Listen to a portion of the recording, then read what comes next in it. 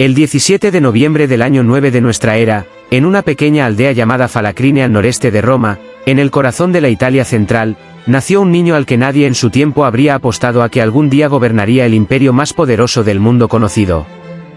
No nació en un palacio ni en una villa aristocrática ni entre los mármoles de la ciudad que un día encabezaría. Nació en el campo, en una familia de rango ecuestre, la segunda clase de la sociedad romana, un nivel que en términos modernos podría compararse con la gentry o la clase caballeresca de épocas posteriores, respetable, con recursos, pero a una distancia considerable de la aristocracia patricia que desde los días de la República había monopolizado el poder real en Roma. Su nombre completo era Tito Flavio Vespasiano, y ese nombre llevaba consigo tanto la promesa modesta de una familia que había sabido sobrevivir como el peso de una historia familiar que comenzaba mucho más abajo de donde terminaría. La familia Flavia había conocido tiempos mejores antes de que Vespasiano naciera. En el siglo II antes de nuestra era uno de sus miembros había llegado al consulado, el cargo más alto de la República Romana, un logro que en aquel mundo equivalía a tocar el cielo con las manos. Pero la historia de las familias romanas era también la historia de las caídas que la política producía con la misma facilidad con que producía ascensos, y el abuelo de Vespasiano había cometido el error que en Roma nunca se perdonaba completamente, había combatido en el bando equivocado durante la guerra civil entre Julio César y Pompeyo. Los que perdían aquellas guerras no eran ejecutados necesariamente, pero sí eran marcados con las consecuencias que el vencedor consideraba apropiadas, y en el caso de la familia Flavia esas consecuencias habían sido suficientemente severas como para que cuando nació Vespasiano su padre se ganara la vida principalmente como recaudador de impuestos en la provincia de Asia y como prestamista entre los helvecios al norte de Italia, en lo que hoy es Suiza. Era una existencia funcional y honesta, pero estaba tan lejos de los círculos del poder imperial como el campo de Falacrine lo estaba del Palatino. La madre de Vespasiano, Vespasia Pola, aportaba a la familia una posición algo más distinguida que la de su marido. Su padre había sido prefecto de campamento, el tercer rango más alto dentro de una legión romana, y su hermano había llegado a ser senador, lo que significaba que por el lado materno Vespasiano tenía al menos un hilo que lo conectaba con las esferas donde las decisiones sobre el imperio se tomaban. Pero era un hilo delgado, el tipo de conexión que en el mundo romano de aquel tiempo abría algunas puertas sin garantizar que lo que había detrás de ellas fuera a ofrecer más que la posibilidad de seguir trabajando para abrirlas. Vespasiano creció con esa mezcla particular de conciencia de su propia valía y consciencia de sus límites que produce la clase media de cualquier época, suficientemente inteligente para ver lo que existía más arriba y suficientemente realista para entender que llegar allí requería algo más que el apellido correcto. La infancia que las fuentes antiguas describen fue la de un niño educado principalmente por su abuela paterna, Tértula, en su hacienda en el campo de Toscana, cerca de la ciudad costera de Cosa. Era una educación de la que Vespasiano guardó un afecto tan duradero que en su vida adulta, ya siendo emperador, seguía volviendo a Cosa con la regularidad de alguien que necesita recordar de dónde viene para no perderse en lo que se ha convertido. La abuela que lo crió le dio los fundamentos del currículo romano clásico, retórica, gramática, filosofía y los textos literarios que cualquier hombre con aspiraciones políticas debía conocer, entre ellos la Eneida de Virgilio, ese poema que trazaba los orígenes de Roma hasta el príncipe troyano Eneas y que en el siglo I de nuestra era era tanto literatura como declaración de identidad nacional. Era una educación sólida aunque sin el brillo que daban los tutores de la aristocracia patricia, y Vespasiano la recibió con la misma pragmaticidad que recibiría todo lo demás en su vida, sabiendo que era el instrumento que tenía y que con ese instrumento debía construir lo que el nacimiento no le había dado. Si estás disfrutando este vídeo, considera dejar un like y suscribirte al canal para que no te pierdas ninguna biografía nueva. A mediados de los años 20 de nuestra era, cuando la educación formal llegaba a su fin en la Roma de aquel tiempo porque los romanos consideraban que un joven era adulto alrededor de los 14 años, Vespasiano entró en el ejército. Era el camino natural para alguien de su clase y sus ambiciones, el servicio militar era en Roma el trampolín hacia la carrera política, y la carrera política era el único camino hacia el tipo de poder e influencia que Vespasiano, si es que ya lo sabía entonces, querría algún día.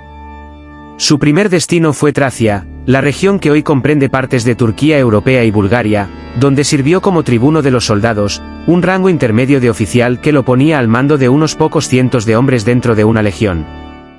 Era una posición modesta pero necesaria, el tipo de entrada al sistema que el sistema exigía antes de ofrecer cualquier cosa más significativa.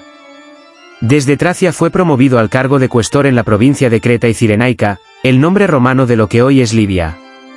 El cargo de cuestor tenía responsabilidades militares sobre las guarniciones de la provincia, pero Creta y Cirenaica era una provincia relativamente pobre con una guarnición pequeña, la mayor parte de la cual estaba estacionada en fuertes del desierto en Cirenaica para contener las incursiones de los pueblos bereberes sobre los asentamientos romanos de la costa mediterránea.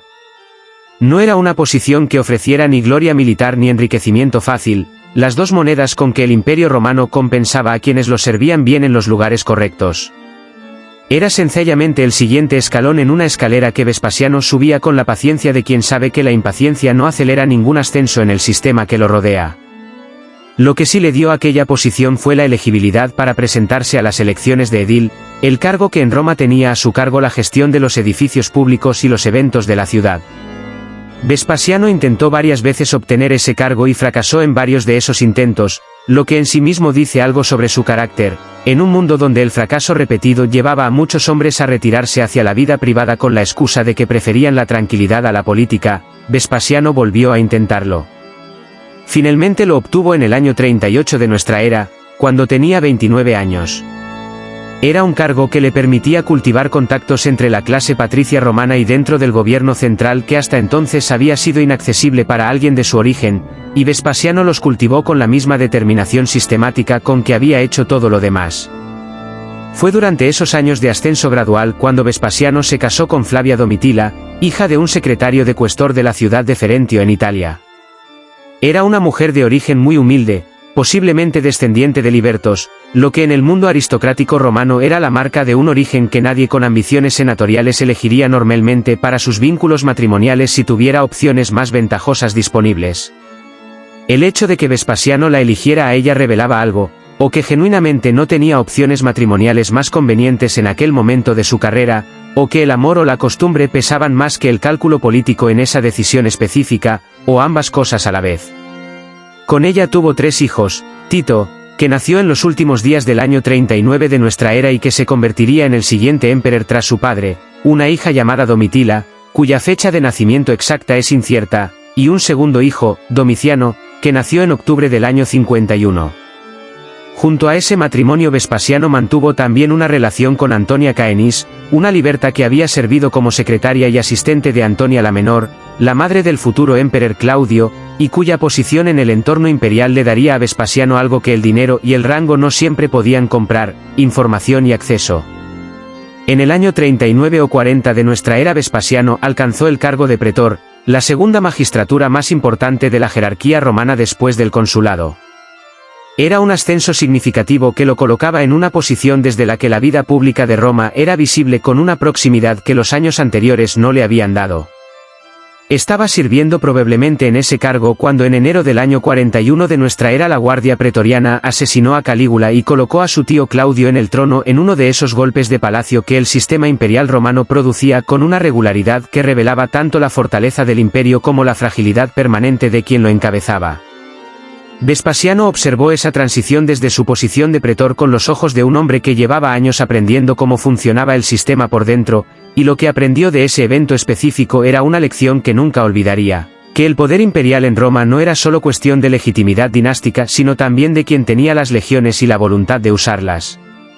Claudio, el emperador que muchos en Roma habían subestimado durante décadas por sus dificultades físicas y sus maneras poco aristocráticas, resultó ser un gobernante más capaz de lo que sus detractores habían esperado, y una de las decisiones de su reinado que mejor ilustra esa capacidad fue la invasión de Britania en el año 43 de nuestra era. Augusto había dejado instrucciones de que sus sucesores consolidaran el imperio en lugar de expandirlo, y Tiberio había seguido ese consejo con bastante fidelidad. Calígula había estado preparando una invasión de Britania cuando fue asesinado, y Claudio decidió continuarla, en parte porque necesitaba la victoria militar que legitimara un principado que había llegado al poder de una manera que nadie había planeado y que no todo el mundo respetaba. El ejército que cruzó el canal hacia el sur de Inglaterra era de entre 35.000 y 40.000 legionarios distribuidos en 4 legiones, más entre 15.000 y 20.000 tropas auxiliares, y Vespasiano era uno de los comandantes de ese ejército.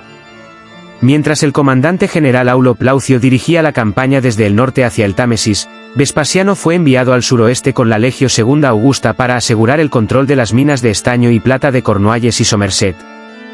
A lo largo de ese avance conquistó más de una docena de oppida celtas, los asentamientos amurallados que servían como centros de poder de las tribus britanas, y ocupó la isla de Wight antes de establecer su cuartel general en lo que hoy es Exeter. Era la clase de campaña que construía reputaciones militares con la solidez que solo dan las victorias conseguidas palmo a palmo contra un enemigo que conoce su propio terreno y que no tiene ninguna intención de hacerlo fácil. Las fuentes antiguas registran esas operaciones con suficiente detalle como para que pueda apreciarse que Vespasiano no era el tipo de comandante que ganaba batallas con la brillantez improvisada de los genios militares, sino con la combinación de preparación meticulosa, disciplina de las tropas y disposición personal para estar donde la situación lo requería que caracteriza a los generales que sus soldados siguen no por entusiasmo sino por confianza. En el año 51 de nuestra era, Vespasiano alcanzó finalmente el consulado. Era el cargo más alto de la tradición republicana romana, el que antes de Augusto había concentrado el poder máximo del Estado durante el año de su ejercicio, y que bajo el Principado seguía siendo el honor más visible que el sistema podía conferir a quien no llevaba la sangre de los Julio Claudios en las venas. Para un hombre que había nacido en el campo de Falacrine, hijo de un recaudador de impuestos, nieto de alguien que había luchado en el bando perdedor de una guerra civil un siglo antes, llegar al consulado era la demostración de que el sistema romano, cuando funcionaba, podía elevar al mérito con independencia del origen. Pero en el momento exacto en que debería haber cosechado los beneficios normales del cargo, que incluían el nombramiento posterior como gobernador de una provincia rica donde enriquecerse con la moderación que la costumbre permitía, Vespasiano chocó contra el muro que el poder arbitrario levanta siempre para los que no tienen la protección del apellido correcto. Cayó en desgracia ante Claudio y especialmente ante Agripina la menor, que para entonces era la esposa del emperador y la fuerza más determinante de su entorno inmediato. Las razones exactas de esa caída en desgracia no han llegado hasta nosotros con la claridad que desearíamos, pero el efecto fue que Vespasiano pasó los años 50 de nuestra era en un silencio político que las fuentes describen como una retirada casi completa de la vida pública. Era la posición más incómoda que un hombre de su temperamento podía ocupar, visible lo suficiente como para que sus enemigos lo tuvieran presente, pero sin el cargo ni la influencia que le habrían dado la capacidad de defenderse si alguien decidía convertirlo en objetivo. Sobrevivió esos años con la misma combinación de paciencia y silencio que otros hombres de su generación habían aprendido a usar como escudo, y esperó con la determinación de quien sabe que los equilibrios del poder raramente se mantienen indefinidamente y que el momento de la oportunidad llega para quien tiene la disciplina de estar preparado cuando llega. El año 54 de nuestra era trajo la muerte de Claudio y la llegada al poder de Nerón, y con ese cambio comenzó lentamente la rehabilitación política de Vespasiano. La muerte de Agripina la menor en el año 59, ordenada por su propio hijo, eliminó a la mujer que más directamente había bloqueado su carrera durante los años anteriores, y el espacio que esa desaparición creó en el equilibrio de poder romano fue suficiente para que Vespasiano comenzara a reaparecer en los registros públicos con una cautela que revelaba que había aprendido bien la lección de sus años de silencio. En el año 63 de nuestra era fue nombrado gobernador de la provincia de África, la región que aproximadamente corresponde a la Túnez moderna y partes del oeste de Libia, y partió hacia ella con las expectativas normales de un hombre que después de años de espera finalmente recibía el tipo de nombramiento que el consulado debería haberle dado una década antes. La experiencia africana no fue lo que Vespasiano había esperado. Las fuentes antiguas registran que su gobierno fue impopular entre los habitantes de la provincia, hasta el punto de que en alguna ocasión fue recibido por los ciudadanos con una lluvia de nabos, una forma de protesta que en cualquier cultura y en cualquier época transmite con claridad inequívoca lo que los que la practican piensan de quien la recibe. Su biógrafo Suetonio añade con ese gusto por el detalle colorido que caracteriza sus escritos que Vespasiano regresó de África tan poco enriquecido como había partido, al punto de que tuvo que dedicarse al comercio de mulas para sostener su posición, lo que le ganó el apodo poco glorioso del mulero. Los historiadores modernos tratan esa última afirmación con el escepticismo que merece, porque Suetonio tenía razones para construir el retrato de un hombre que venía de la nada y que por lo tanto contrastaba favorablemente con los aristócratas que lo habían precedido en el trono, pero la impopularidad en África parece haber sido real aunque sus causas exactas sean difíciles de determinar con certeza desde la distancia de 20 siglos. Lo que sí puede decirse con certeza es que en el otoño del año 66 de nuestra era Vespasiano fue seleccionado para acompañar al emperador Nerón en su gran gira por Grecia, el viaje en que el emperador pretendía demostrar al mundo griego que su amor por la cultura helénica era tan genuino como su talento artístico. Era un honor de naturaleza ambigua, porque acompañar a Nerón en aquella empresa significaba estar presente en las actuaciones musicales del emperador, aplaudirlas con el entusiasmo que la situación exigía, y en general comportarse como parte del séquito de un hombre cuya obsesión con su propia imagen artística había comenzado a consumir una porción cada vez mayor de su energía y sus recursos. Vespasiano aguantó aquella situación hasta que en algún momento de la gira, durante una de las actuaciones del emperador, se quedó dormido. Era el tipo de incidente que en la corte de Nerón podía costar la vida y que en el caso de Vespasiano costó algo considerablemente más llevadero. Fue desterrado temporalmente a las afueras de Corinto hasta que el emperador considerara que la ofensa había sido suficientemente expiada. Fue un destierro breve, de esos que en el lenguaje del poder imperial significaban menos una sanción seria que un recordatorio de quien decidía que era aceptable y que no. Pero lo que ocurrió inmediatamente después de ese destierro cambió el rumbo de la historia romana con una determinación que ninguno de los presentes en aquella gira griega podría haber anticipado. Nerón envió a Vespasiano a Judea para sofocar la rebelión judía que desde el año 66 amenazaba con convertirse en el problema militar más grave que el imperio enfrentaba en aquel momento en el Oriente. La rebelión que Vespasiano fue enviado a sofocar tenía raíces que se extendían mucho más profundamente que cualquier provocación inmediata. Judea había sido una provincia romana tensa desde el año 6 de nuestra era, cuando la región fue formalmente incorporada al imperio después de décadas de existencia como reino cliente bajo los herederos de Herodes el Grande. La tensión era estructural, los judíos eran monoteístas en un imperio que organizaba su vida pública y religiosa alrededor de un panteón de dioses que los romanos compartían con los griegos y con docenas de otros pueblos del Mediterráneo, y esa diferencia fundamental hacía que las fricciones fueran inevitables en un sistema que no tenía la sofisticación suficiente para gestionar la diversidad religiosa sin producir conflictos. Pero la chispa que convirtió la tensión crónica en rebelión abierta había sido la conducta del gobernador romano Gesio Floro, nombrado en el año 64, que había permitido sacrificios a dioses romanos y griegos en la sinagoga de Cesarea y en el propio templo de Jerusalén. Había aumentado los impuestos con una agresividad que las comunidades judías encontraban insoportable, y había respondido a las protestas con flagelaciones y crucifixiones que cerraron cualquier posibilidad de negociación y abrieron la única que quedaba. La revuelta que comenzó en Cesarea en el año 66 se extendió por toda la provincia con una rapidez que tomó por sorpresa a las autoridades romanas. Jerusalén cayó en manos de los rebeldes. El legado de la provincia de Siria al norte, Cestio Galo, fue enviado a sofocarla con las fuerzas disponibles y regresó derrotado, lo que en términos de la imagen del imperio en la región era tan grave como la propia pérdida de territorio. Era en ese contexto de urgencia real que Nerón, que estaba en Grecia, había recordado al hombre que acababa de desterrar por dormirse en su actuación y lo había designado para resolver el problema más serio que el imperio tenía en Oriente. Era la clase de ironía que la historia produce con una regularidad que haría sonreír a quien tuviera la distancia suficiente para apreciarla. Vespasiano llegó a Ptolemaida, el nombre antiguo de la ciudad de Acre, en abril del año 67 con 2 legiones romanas, la 10ª Fretensis y la 5ª Macedónica. Allí se unieron a él fuerzas enviadas por Herodes Agripa II, el rey cliente romano de Judea que había huido de la provincia cuando Jerusalén cayó en manos de los rebeldes, y que contribuyó varios miles de soldados judíos leales a la causa romana. Desde el norte, su hijo Tito avanzaba desde Alejandría con la 15ª Apolinar. Entre las 3 legiones, los auxiliares y sus aliados nativos, Vespasiano y Tito comandaban más de 50.000 hombres, la fuerza militar más considerable que Roma había concentrado en aquella región en muchos años. La campaña que siguió fue la clase de operación militar en que las virtudes de Vespasiano brillaban con mayor claridad. No era el tipo de general que buscaba la batalla decisiva espectacular ni el golpe dramático que terminara la guerra de una sola vez. Era el tipo de general que avanzaba con una metodología implacable, asegurando cada posición antes de moverse hacia la siguiente, privando al enemigo de sus bases de apoyo una a una con la paciencia de quien entiende que la guerra no se gana con brillantez sino con constancia. La Galilea fue pacificada durante el verano del año 67 después de los exitosos asedios de Jotfat y Tarichea, mientras otras ciudades importantes como Tiberias y Séforis se rindieron sin combate ante el avance de las fuerzas romanas.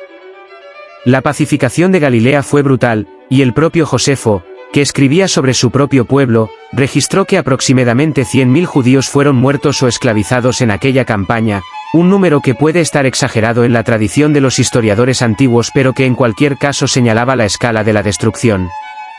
La caída de Jotfat tuvo una consecuencia que iba más allá de la significación táctica del asedio, Entre los capturados estaba Josefo, un miembro de una de las familias más prominentes de Jerusalén que había sido uno de los líderes militares de la revuelta en Galilea. Era un hombre extraordinariamente culto, con una formación en las tradiciones religiosas y filosóficas del judaísmo que muy pocos de su generación podían igualar, y que en el momento de su captura tomó una decisión que lo definiría para el resto de su vida. Pasó de ser líder de la revuelta a convertirse en parte del entorno de Vespasiano, adoptando su nombre como Flavio Josefo en reconocimiento del patronazgo que le ofrecía el general romano que lo había capturado.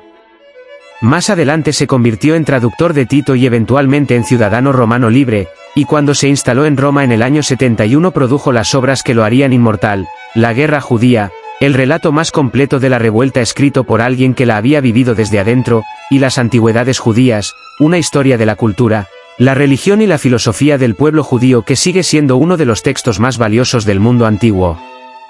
Ninguna de esas obras habría existido sin el patronazgo de Vespasiano y Tito, lo que añade una dimensión inesperada a la historia de la destrucción que emprendieron. Durante el invierno del año 67 Vespasiano comenzó la preparación de la campaña de primavera hacia el sur, avanzando metódicamente hacia Jerusalén.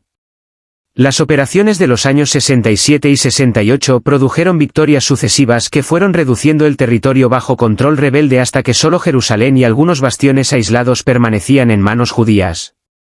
Pero antes de que Vespasiano pudiera completar el cerco de la ciudad, que era el objetivo final de toda la campaña, los eventos que ocurrían al otro lado del imperio lo interrumpieron con una urgencia que ningún plan militar podía ignorar. En Roma, Nerón había muerto.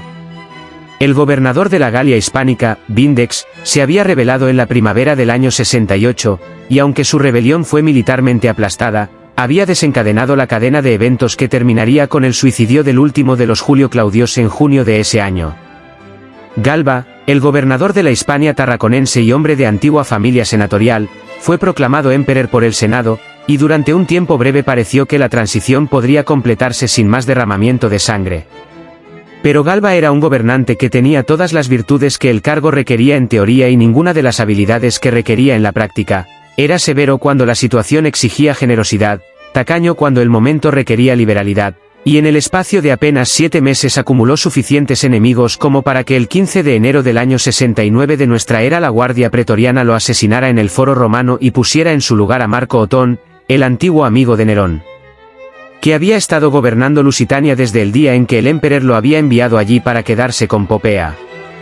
Otón tomó incluso el nombre de Nerón por aclamación popular, un detalle que las fuentes antiguas registraron con la incomodidad de quienes preferían presentar al emperador muerto como un tirano universalmente odiado y que sin embargo tenían que admitir que el pueblo de Roma recibió con entusiasmo la idea de que alguien se presentara como su continuador. Pero Otón no tuvo tiempo de consolidar nada, porque Vitelio, el general al que Galba había nombrado comandante de las legiones del norte en Germania y que había correspondido a ese nombramiento marchando sobre Roma, derrotó a Otón en la batalla de Bedriacum el 14 de abril del año 69. Otón se suicidó 2 días después y Vitelio entró en Roma como el tercer emperador en menos de un año. En el oriente, Vespasiano observaba todo aquello con los ojos de un hombre que llevaba décadas aprendiendo a leer el poder romano desde adentro y que entendía con precisión lo que estaba viendo.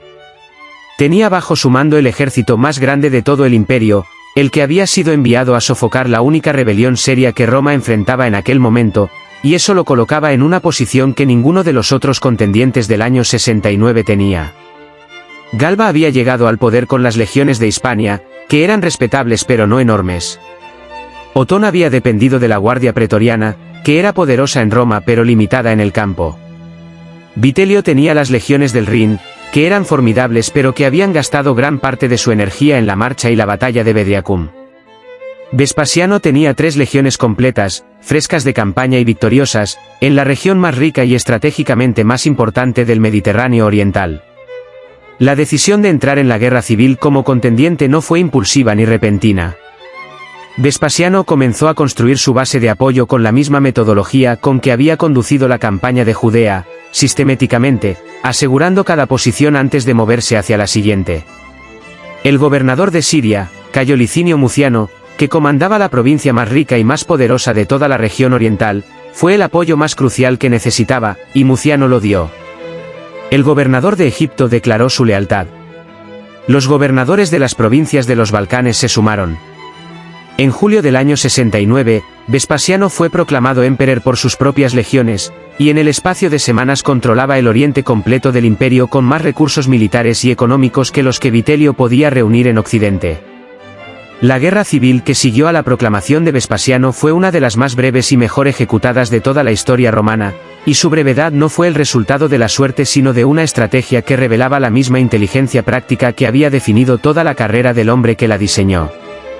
Vespasiano entendía que la guerra no siempre se gana en el campo de batalla, que a veces el movimiento más devastador que un comandante puede ejecutar contra su enemigo no es el que destruye sus legiones sino el que destruye su capacidad de sostenerlas.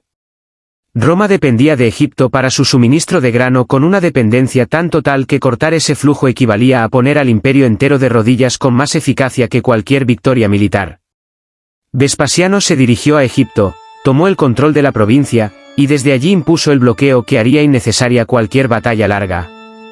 Mientras Vespasiano consolidaba su control sobre el suministro de grano desde Alejandría, sus generales avanzaban hacia el oeste con los ejércitos que el gobernador de Siria Muciano y el general Marco Antonio Primo habían reunido en los Balcanes.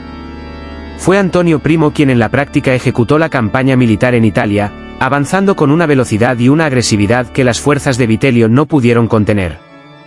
Las batallas en el norte de Italia resultaron en victorias decisivas para las fuerzas de Vespasiano, y cuando Antonio Primo marchó sobre Roma, Vitelio intentó hacer lo que ningún emperador de Roma había hecho antes, abdicar voluntariamente en favor de su adversario. Era un gesto de rendición que sus propios partidarios rechazaron, porque los hombres que habían apostado por Vitelio sabían perfectamente que la llegada de Vespasiano al poder significaba para ellos el fin de cualquier posición que hubieran acumulado, y preferían una batalla perdida a una capitulación que los dejaba sin nada. El asedio de Roma que siguió fue breve pero destructivo de una manera que afectó al corazón simbólico de la ciudad con un daño que ningún enemigo extranjero había producido en siglos. Las fuerzas de Antonio Primo tomaron la ciudad el 20 de diciembre del año 69 de nuestra era, y en los combates que se desarrollaron en las calles y en las colinas del centro de Roma, los grandes templos y edificios del Monte Capitolino, el lugar más sagrado de la ciudad desde los días más antiguos de la República, fueron destruidos por el fuego. Vitelio fue capturado durante la toma de la ciudad y ejecutado ese mismo día. Vespasiano era ahora el indiscutible emperador de Roma, el cuarto en el espacio de un año y medio, el primero que no venía de la sangre de Augusto, el primero que había llegado al poder no por herencia ni por designación de su predecesor sino por la fuerza de las legiones y la habilidad de quien sabe cuándo moverse y cómo hacerlo. Lo que encontró cuando llegó a Roma en el verano del año 70 no era simplemente el daño físico del Capitolio destruido y la ciudad agotada por meses de incertidumbre política. Era un imperio cuyas finanzas estaban en un estado de deterioro que las fuentes antiguas describen con cifras que si son exactas señalan una crisis fiscal de una profundidad que hacía que la recuperación fuera tan urgente como cualquier campaña militar. Los años de Nerón habían sido años de gasto extravagante, la Domus Aurea, los juegos, las donaciones, la reconstrucción de Roma después del incendio, los proyectos arquitectónicos sin terminar, todo ello había drenado las reservas del Estado con una velocidad que ningún sistema tributario podía compensar sin reformas serias.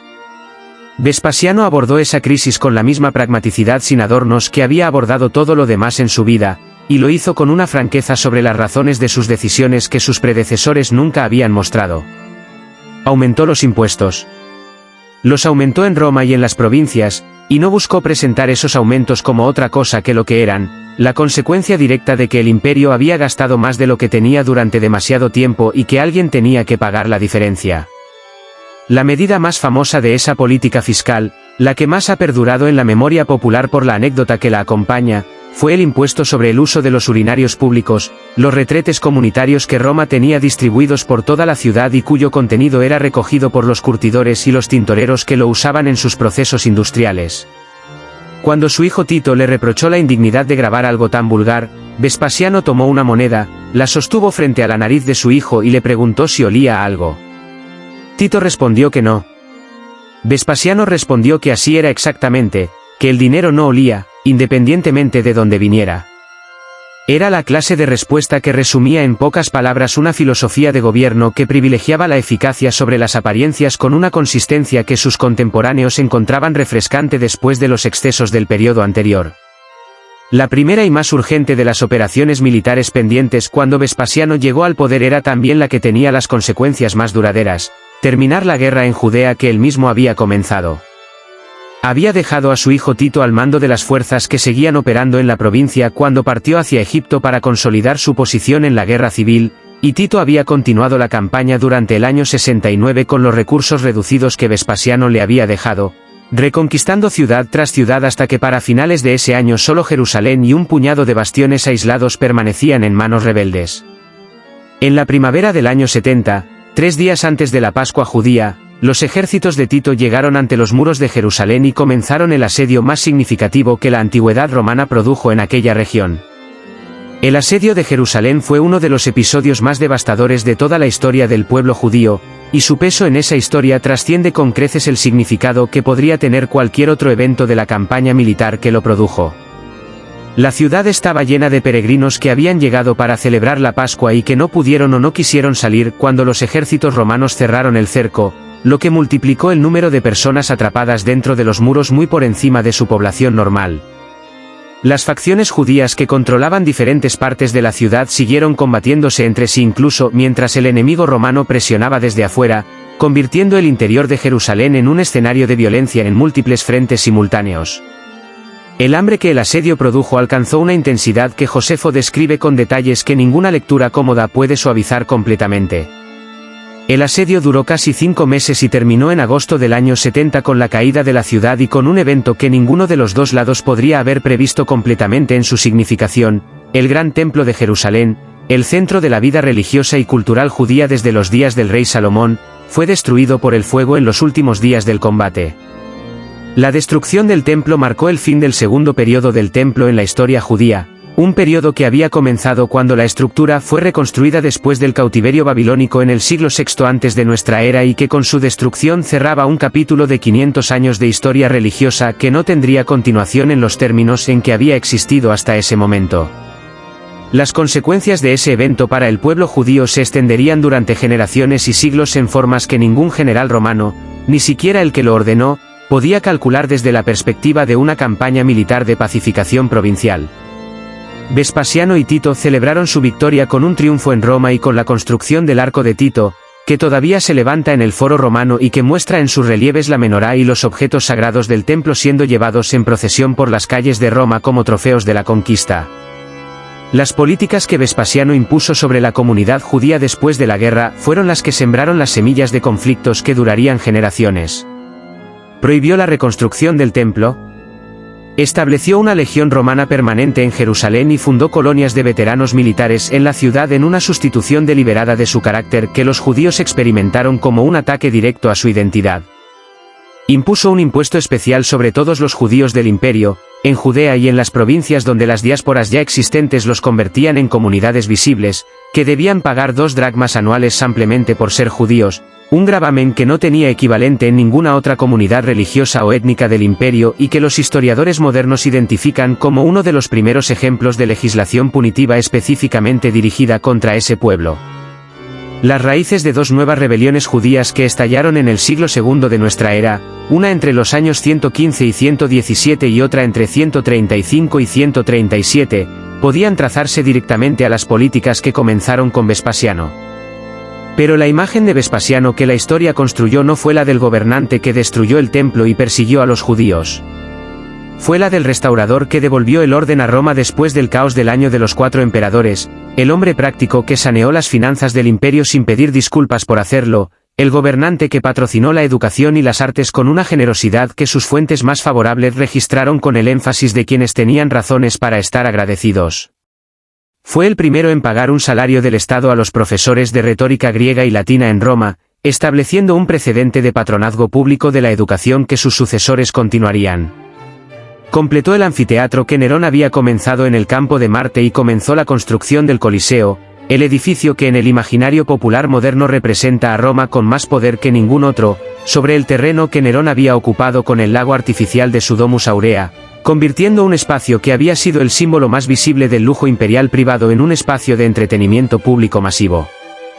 Las fuentes que escribieron sobre su reinado, principalmente Tácito y Suetonio, lo presentaron como el modelo del buen emperador con una consistencia que los historiadores modernos han aprendido a leer con el escepticismo que merece cualquier unanimidad en las fuentes antiguas.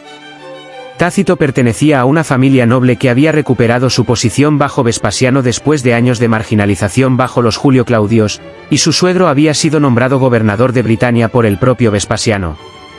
Suetonio trabajaba como archivero imperial bajo los emperadores Trajano y Adriano, que habían llegado al poder no por herencia sino por designación de mérito, y tenía razones para presentar la alternativa al sistema dinástico en la mejor luz posible.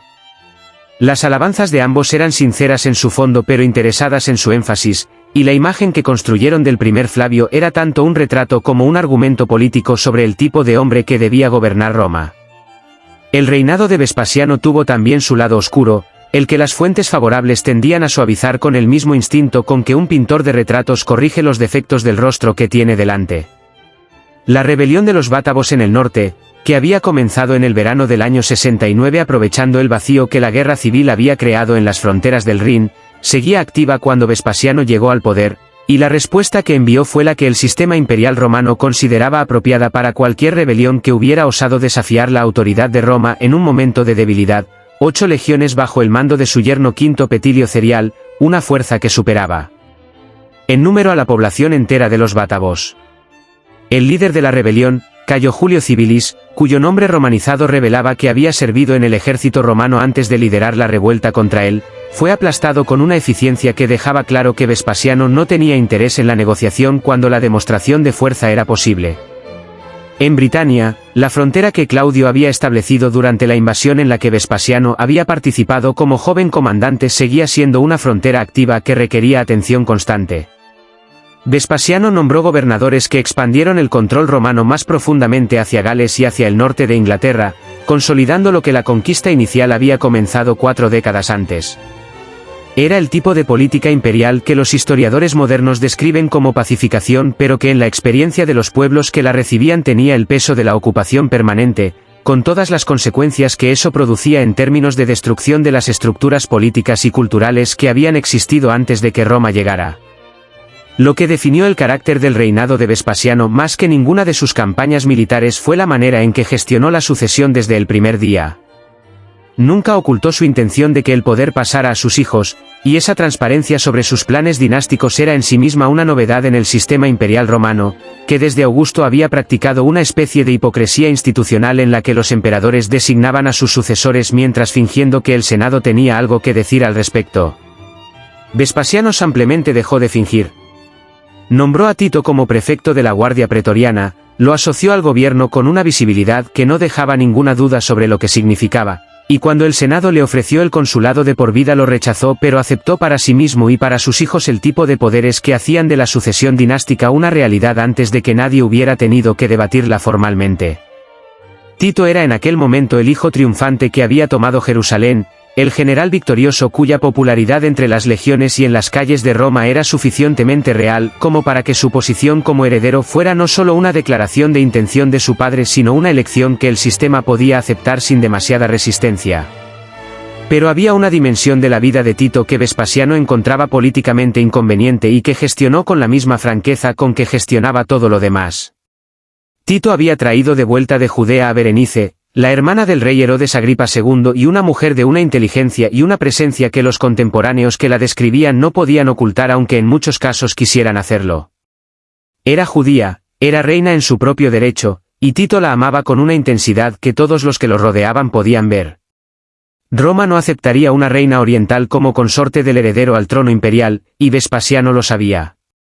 La presión que ejerció sobre Tito para que Berenice fuera alejada de Roma fue tan consistente como discreta, y Tito terminó cediéndola, enviando a la mujer que amaba de vuelta a Oriente con el dolor que las fuentes registran en su brevedad precisamente porque era demasiado real para ignorarlo completamente. Domiciano, el hijo menor, era una figura más complicada en el tablero familiar que Vespasiano administraba. Durante la guerra civil había sido el Flavio presente en Roma cuando todo se decidía, el joven que había tenido que gestionar la transición en la capital mientras su padre y su hermano estaban en Oriente, y esa experiencia le había dado una conciencia de su propia importancia que no siempre coincidía con el lugar que Vespasiano le asignaba dentro del esquema de sus planes. Las fricciones entre el padre y el hijo menor eran conocidas en el entorno imperial, y Vespasiano las gestionó con el pragmatismo de quien sabe que la familia que uno tiene es la familia que uno tiene, no la que uno habría elegido en un mundo perfecto. Le dio cargos suficientes para mantenerlo ocupado y visible sin darle la independencia real que Domiciano claramente quería, una solución de compromiso que no satisfacía completamente a ninguna de las dos partes pero que preservaba la apariencia de unidad que el proyecto dinástico requería. Si llegaste hasta aquí, significa que eres alguien que verdaderamente disfruta del contenido como este, y eso para nosotros vale muchísimo. Si este vídeo le añadió algo a tu día, si aprendiste algo nuevo o simplemente disfrutaste del viaje, considera dejar un like y suscribirte al canal para que no te pierdas ninguna biografía nueva, porque hay muchas historias extraordinarias que todavía están por llegar. Y ahora queremos escucharte a ti, déjanos un comentario contándonos desde qué parte del mundo estás viendo esto, porque siempre nos sorprende y nos llena de gratitud ver cómo personas de tantos rincones diferentes del planeta se reúnen alrededor de historias como esta.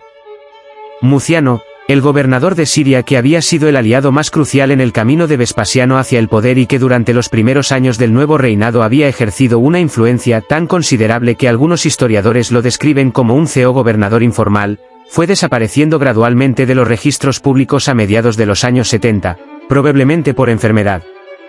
Su desaparición del escenario político fue tan silenciosa como había sido activa su presencia en él, y Vespasiano nunca tuvo que confrontar directamente la cuestión de qué hacer con un hombre que había declarado que él había dado el imperio a Vespasiano y que podría haber reclamado en cualquier momento la deuda que esa declaración implicaba.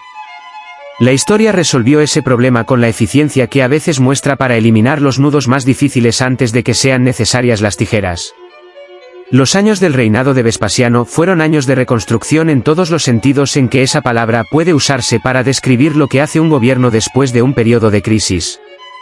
Reconstrucción física. El Capitolio destruido durante el asedio de Roma fue restaurado con una rapidez que simbolizaba la recuperación de la normalidad institucional, y Vespasiano mismo participó en las ceremonias de inicio de las obras llevando en persona los primeros escombros en su propia espalda, un gesto que era tan calculado en su simbolismo como genuino en su ejecución. Reconstrucción financiera. Los impuestos aumentados y la disciplina fiscal que impuso estabilizaron las cuentas del imperio con una solidez que sus sucesores inmediatos heredarían como uno de los activos más valiosos de su reinado. Reconstrucción institucional. La relación con el Senado, que bajo Nerón había alcanzado los niveles de tensión y miedo que todos recordaban, fue recalibrada hacia un equilibrio que preservaba las formas de la colaboración sin ceder el poder real, que Vespasiano nunca tuvo ninguna intención de ceder pero que tampoco necesitaba humillar públicamente para conservar. Fue también durante el reinado de Vespasiano que comenzó la construcción del edificio que más ha definido la imagen de Roma en la memoria del mundo. El Coliseo, técnicamente el anfiteatro Flavio, se empezó a construir sobre el terreno del lago artificial que Nerón había incluido en los jardines de su Domus Aurea, una elección de ubicación que era también una declaración política de una elocuencia que no necesitaba palabras, donde el emperador anterior había construido su paraíso privado. El nuevo emperador construiría el lugar de entretenimiento público más grande que el mundo antiguo conocería. La construcción del Coliseo se financió en parte con el botín de la guerra judía, y las inscripciones que lo conmemoraban lo decían sin rodeos, conectando explícitamente la destrucción de Jerusalén con la creación del monumento que 2000 años después seguiría siendo el símbolo más reconocible de Roma en todo el mundo. La salud de Vespasiano comenzó a deteriorarse en el año 79 de nuestra era. Las fuentes antiguas describen una enfermedad que comenzó con fiebres y que fue avanzando con una lentitud que daba tiempo a todos los que lo rodeaban para prepararse para lo inevitable pero que no daba al propio Vespasiano ninguna razón para cambiar sus hábitos. Siguió trabajando, siguió recibiendo a los que venían a verlo, siguió tomando las decisiones que el gobierno del imperio requería con la misma regularidad con que las había tomado durante los 10 años anteriores. Fue a los baños termales de Cutiliae, en la región de los Sabinos, buscando el alivio que las aguas minerales del lugar ofrecían a quienes las frecuentaban, y fue allí donde su estado empeoró de manera definitiva. Las últimas palabras que las fuentes le atribuyen son tan perfectamente acordes con el carácter del hombre que las pronunció que uno no sabe si creerlas completamente o admirarlas precisamente por eso. Cuando sintió que la muerte se acercaba, Vespasiano intentó ponerse de pie, diciendo que un emperador debía morir de pie. Era el mismo hombre que había dicho que el dinero no olía, el mismo que había devuelto los nabos que le tiraban en África con la compostura de quien entiende que la dignidad no depende de cómo te traten sino de cómo respondes a ese trato. Murió el 23 de junio del año 79 de nuestra era, a los 69 años de edad, después de un reinado de casi 10 años que había comenzado en el caos del año de los 4 emperadores y que terminaba con el imperio más estable, más solvente y más sólidamente gobernado de lo que había estado en una generación. Tito lo sucedió sin contestación, sin conspiración, sin la violencia que había acompañado cada transición imperial desde la muerte de Augusto con la excepción de la de Tiberio.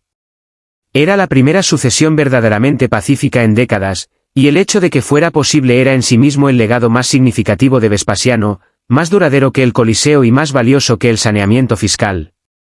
El niño de Falacrine que había subido peldaño por peldaño una escalera que su origen no le garantizaba, que había sobrevivido el periodo más oscuro de los Julio Claudios manteniéndose fuera del alcance del poder hasta que el poder lo necesitó, que había ganado la guerra civil más decisiva de su generación sin pelear la batalla decisiva, había construido algo que Roma no había tenido desde Augusto, una familia en el trono que llegó a él no por la sangre sino por la capacidad, y que lo dejó mejor de lo que lo había encontrado.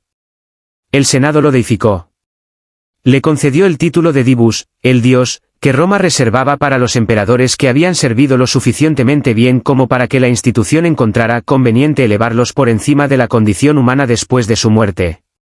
Era el honor más alto que el sistema podía ofrecer, y Vespasiano, que había bromeado en sus últimos días diciendo que sentía que se estaba convirtiendo en un dios, lo habría recibido con la misma sonrisa seca con que había recibido todo lo demás que la vida le había dado, con gratitud genuina y sin perder de vista ni un momento que el dinero, el poder y la divinidad póstuma no olían a nada en particular, independientemente de dónde vinieran.